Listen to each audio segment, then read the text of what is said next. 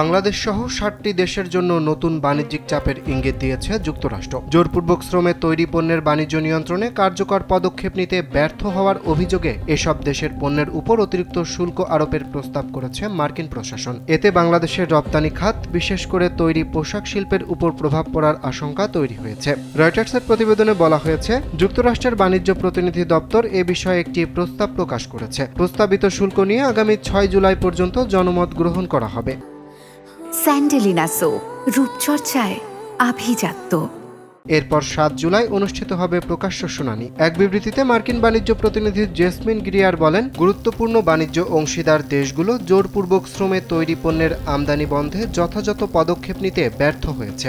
এর ফলে বৈশ্বিক বাজারে মার্কিন শ্রমিকরা অসম প্রতিযোগিতার মুখোমুখি হচ্ছেন। সেকশন ৩০১ তদন্তে এ ধরনের অনিয়মের প্রমাণ পাওয়ার পরই নতুন শুল্ক আরোপের প্রস্তাব আনা হয়েছে বলে জানান তিনি। প্রস্তাব অনুযায়ী বাংলাদেশ, কানাডা, ইউরোপীয় ইউনিয়ন, যুক্তরাজ্য, Mexico, Pakistan, Malaysia, Taiwan, Cambodia, Guatemala, El Salvador, Argentina ও ইন্দোনেশিয়া সহ ১৫টি দেশের উপর অতিরিক্ত ১০% শুল্ক আরোপ করা হতে পারে। আর বাকি ৪৫টি দেশের ক্ষেত্রে শুল্কের হার নির্ধারণ করা হয়েছে ১২.৫%। তবে এ প্রস্তাব এখনও চূড়ান্ত হয়নি।